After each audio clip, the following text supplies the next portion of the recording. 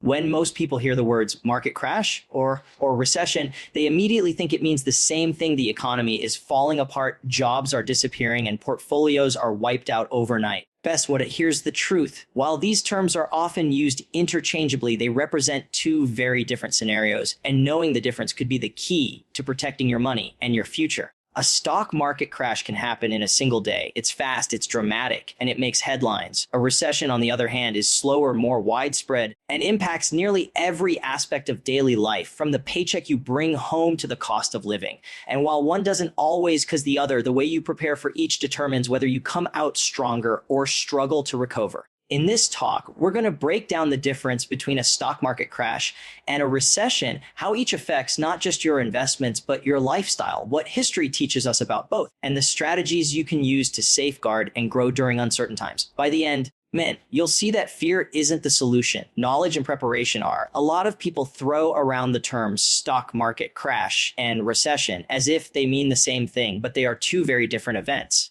A crash is what happens when stock prices take a sharp and sudden dive, usually within a few days or weeks, fueled by panic, uncertainty, and emotional reactions from investors. It's a visible shock, like watching the numbers on your screen fall in real time. And it feels dramatic because it unfolds so quickly. A recession, on the other hand, is not about a single market index or a portfolio balance. It's about the broader economy slowing down, jobs are lost, wages stagnate, businesses cut costs, and everyday people start feeling financial pressure. Investment. Understanding this distinction matters because the way you prepare and react to one versus the other can completely change your financial outcome. When you think about a market crash, it's almost like a heart attack. It comes suddenly, causes chaos, and gets everyone's attention. Stock prices plunge because investors are trying to sell all at once, whether out of fear or to preserve capital. The media amplifies this fear. Headlines scream about billions being wiped out, and ordinary people rush to exit the market because they don't want to be the last ones holding the bag. The reality, though, is that many crashes do not always lead to a long-term economic downturn. Sometimes the crash is an overreaction, a correction to overvalued prices, or simply the market resetting itself after years of growth. History shows plenty of examples where the stock market dropped sharply but then rebounded within months. For instance, the crash of 1987 saw markets drop more than 20% in a single day, yet the broader economy didn't collapse into a recession, and stock prices eventually recovered. Now compare that to a recession. A recession is like a slow-moving illness. It doesn't announce itself with a single headline or a one-day event. Instead, it creeps into everyday life. Companies announce layoffs, unemployment rates climb, consumer spending declines, and GDP shrinks for consecutive quarters. People might not notice it immediately because it builds gradually, but eventually the impact becomes clear. Jobs are harder to find, businesses close, credit tightens, and families start struggling to cover basic expenses. Unlike a crash, investment, which is mostly felt by those invested in the market, a recession affects almost everyone in one way or another. It doesn't matter if you own stocks or not. You'll feel it when your neighbor loses a job, when groceries become more expensive, or when your paycheck doesn't stretch as far as it used to. The key difference here is also in how long each event lasts. A crash can be over in days or weeks, and the market might even start climbing again before the news cycle catches up. Investment. A recession, on the other hand, can last months or even years, dragging down confidence and slowing growth long after the initial shock. Think about the Great Recession in 2008. It wasn't just about the stock market falling, it was about the housing market collapsing, banks failing, and millions of people losing homes and jobs. The economic pain lasted for years, even after stock prices began to recover. So why does it matter that we draw a line between the two? Because your response should depend on what you're actually facing. If it's a crash, the worst mistake you can make is selling everything in panic. The market has historically bounced back, often stronger than before. And those who held through the storm were the ones who benefited the most. A crash is painful but often temporary. On the other hand, if it's a recession, then the strategy isn't just about your portfolio. It's about your income, investment, your savings, and your ability to stay afloat in a tougher job market. That's why it's so important to know which one you're dealing with, because protecting yourself from a short-term price drop requires a very different plan than protecting yourself from a long-term economic slowdown. Another aspect to consider is psychology. Crashes are loud and obvious. They scare people quickly. Investment. Recessions are quiet at first. They wear people down over time. One tests your patience with volatility. The other tests your resilience with uncertainty. If you don't understand the difference, you could easily mistake one for the other and make poor financial decisions. For example, someone might panic during a crash and sell off investments, locking in losses, even though the economy itself is still stable and recovery is likely. Or someone might ignore early signs of a recession, assuming it's just market noise, only to find themselves unprepared when their job or income is suddenly at risk. This is why financial literacy matters. Knowing the mechanics of a crash versus a recession allows you to step back and make rational decisions while everyone else reacts emotionally. It's not about predicting exactly when either will happen. That's nearly impossible. Investment. It's about understanding what they mean so that your money, your career, and your life aren't controlled by headlines and fear. In the end, the difference comes down to scope and duration. A crash shakes the stock market. A recession shakes the entire economy. A crash is sudden. A recession is drawn out. A crash may hurt your portfolio. A recession may hurt your livelihood. Recognizing this difference is the foundation of smart financial preparation, because you'll know whether you're dealing with a temporary storm or a long winter. And once you know that, you can create a strategy that helps you not only survive, but position yourself for growth when the cycle inevitably turns. When people talk about a stock market crash, the immediate image is of red numbers on a screen, portfolios dropping overnight, and panic spreading through the financial world. It's sudden, it's visible, and it feels like the ground is being pulled from under you. But here's the reality most of the time. A crash affects those who are directly invested in the markets. If you don't own stocks, you may not even notice the effects right away. That doesn't mean it's irrelevant, but its impact is largely financial and psychological, shaking the confidence of investors and sometimes spilling over into broader sentiment. A recession, however, is a completely different story. It goes beyond the stock market and seeps into almost every corner of daily life. Even if you've never bought a single share of stock, a recession can affect your job, your income, your bills, and even the mood in your household. Take the crash first. Imagine you've worked hard, put money into the market, and you log in one morning to find that your account is down 20% or more in just a few days. That's what a crash feels like. It's painful, it tests your patience, and it can cause people to make emotional decisions like selling everything at the bottom. But here's the key: crashes don't always last long. They are often the result of fear spreading quickly, and just as fast as they fall. Investment. Markets often recover. If your time horizon is long and you don't need to sell right away, a crash might not actually impact your real financial life in the long run. It looks devastating on paper, but for many investors, it's just temporary turbulence. Now contrast that with a recession. A recession doesn't show up in your brokerage account first. It shows up in your paycheck, in your bills, and in your opportunities. Companies cut back when the economy slows, and which means hiring freezes, layoffs, and wage stagnation. If you run a business, fewer people may buy from you because they're cutting expenses. If you're an employee, your company might start reducing hours, limiting raises, investment, or even letting people go. And unlike a crash, which feels sudden and shocking, a recession drags on. You notice it when a friend loses a job, when someone you know has to move back home because they can't pay rent. Investment, or when you have to think twice about dining out or buying something extra. The effect on your investments is also different. In a crash, your portfolio may drop, but the underlying economy might still be strong. That means businesses are still making money, jobs are still being created, and growth continues even if stock prices temporarily dip. In a recession, the fundamentals change. Companies actually earn less, unemployment rises, and consumer demand falls. That means stock prices are not just reflecting panic, they're reflecting real declines in profits and growth. This makes recoveries from recessions longer and more painful. Daily life during a recession often feels heavy. People become more cautious, families tighten budgets, and the overall mood shifts towards survival. It's not just numbers on a screen. It's deciding between saving money for rent or taking a vacation. It's worrying about whether you'll still have your job in 6 months. It's watching neighbors struggle and realizing the ripple effect touches everyone. A crash, on the other hand, can often pass without such widespread disruption unless it triggers something bigger. The psychological effect is also worth noting. Investment. A crash shakes confidence in the financial system, but usually only among those who are invested. A recession shakes confidence in the entire future. People become hesitant to spend even when they have money, because they're worried about what's around the corner. That reduced spending feeds back into the economy, creating an even slower recovery. This cycle of fear and caution is what makes recessions so impactful.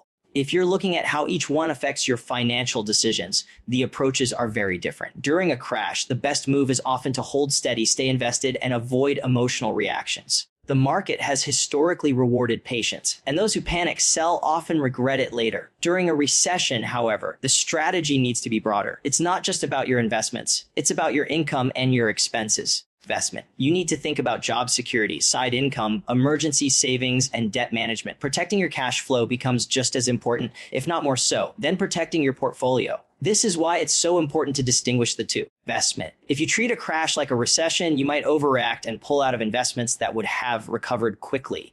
If you treat a recession like a crash, you might underestimate how deeply it can affect your income and lifestyle.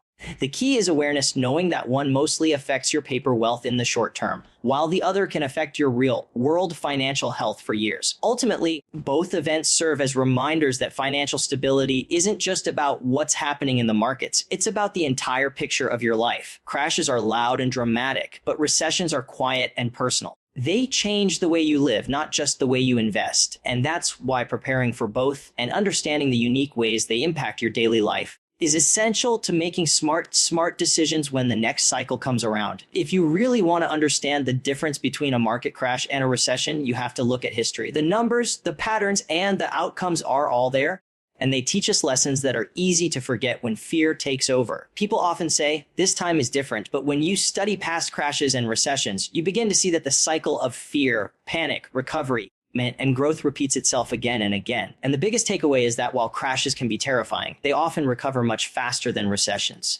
Take the crash of 1987, often called Black Monday. In a single day, the Dow Jones Industrial Average fell more than 22%. It was the largest one-day percentage drop in history. Investors panicked, headlines called it the end of the financial world, and people thought the system was broken. Investment. But here's the surprising part. Despite the massive crash, the US economy didn't fall into a recession. The panic was intense, but it didn't last. Within 2 years, markets had recovered, and the broader economy continued to expand. That's an important lesson. Sometimes a crash is just fear, not a fundamental collapse of the economy. Now compare that to 2008. The Great Recession wasn't just a stock market crash. Although the market did fall more than 50% from its peak, it was a collapse of the housing market, a breakdown of the banking system, and a loss of confidence that went beyond numbers on a screen. Millions of people lost their jobs, millions more lost their homes, and recovery took years. Even after the stock market started bouncing back in 2009, the effects of the recession lingered. Unemployment stayed high, wage growth was slow, and families were still struggling with debt. This shows the real difference between a crash and a recession. One is a shock to the system that can heal quickly. The other is a deep wound that takes years to recover from.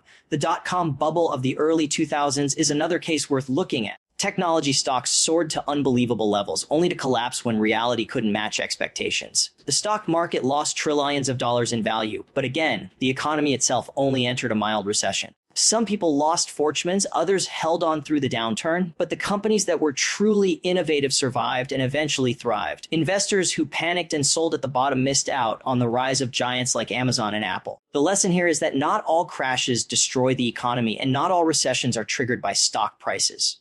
Sometimes markets reset, overvalued assets correct, and the economy continues on its path. Another thing history shows us is that the stock market usually recovers before the economy does. This confuses people. During a recession, unemployment might still be high, businesses may still be closing investment, and the headlines might still be negative, but the stock market starts climbing again. This happened in both 2009 and 2020 after the COVID crash. While the economy was still struggling with lockdowns and unemployment, the market had already turned around. The reason is simple. The stock market is forward-looking. It prices in expectations of the future, not just what's happening today. So while a recession feels devastating in the moment, the market often recovers months or even years before the real economy fully heals. That's why those who stay invested often do better than those who let fear push them out. There's also a lesson in how quickly things can change. In March 2020, the market fell more than 30% in a matter of weeks as the pandemic shut down economies around the world. It felt like another Great Depression was on the horizon. Yet within a few months, markets had recovered and eventually reached new highs. Compare that to 2008, when recovery took years, not months. The difference wasn't just the cause, it was the response. In 2020, governments and central banks flooded the system with stimulus, support programs, and liquidity. In 2008, the system itself was broken, and it took much longer to rebuild trust. The lesson is that context matters, but fear almost always feels worse in the moment than it looks in hindsight. History also teaches us about human behavior. Investment. Crashes and recessions repeat not just because of economics, but because of psychology. People get greedy when times are good, believing the growth will never end. Then they get fearful when things fall apart, believing it will never recover. This cycle of greed and fear has been around for centuries, from the tulip mania of the 1600s to modern-day bubbles. The ones who succeed are not those who predict every crash or recession, but those who prepare, stay disciplined, investment, and take advantage of opportunities when fear drives prices down. So when you look at the past, one thing becomes clear: crashes tend to be temporary, while recessions reshape the economy. Crashes test your patience.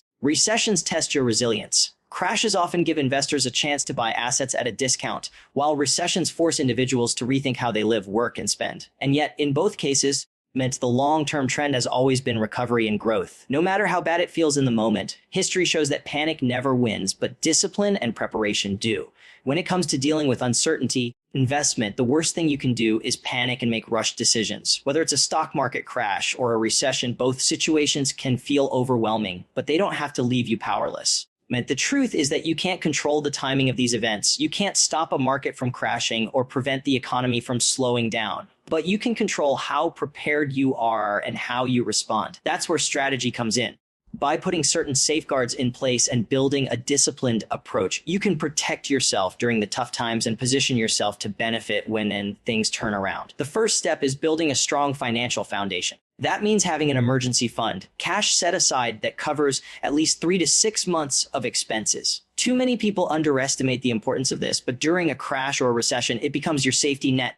If the market drops suddenly, you won't need to sell investments at a loss just to cover bills. If a recession hits and you lose your job, that fund buys you time to find your footing without going into debt. It may not sound exciting compared to investing in stocks, but an emergency fund is one of the most powerful tools you can have because it gives you freedom and stability when everything else feels uncertain. The second strategy is diversification. Putting all your money into one stock, one sector, or even one asset class is like walking a tightrope without a safety net. When markets crash, certain industries may take a bigger hit than others, and when recessions strike, some assets hold up better than others. Spreading your investments across stocks, bonds, real estate, and even cash makes you less vulnerable to any single event. Diversification doesn't eliminate risk investment, but it cushions the blow and gives you more balance when one part of your portfolio struggles. Cash itself is another underrated strategy. During good times, holding cash can feel like a waste because it doesn't grow much. But during a crash or a recession, cash becomes opportunity. It gives you the ability to buy when others are selling, to take advantage of discounted assets, and to stay flexible when circumstances change. History has shown again and again that the best opportunities often appear during the worst times. Investors who had cash available in 2008 or 2020 and were willing to act boldly were able to pick up assets at a fraction of their value.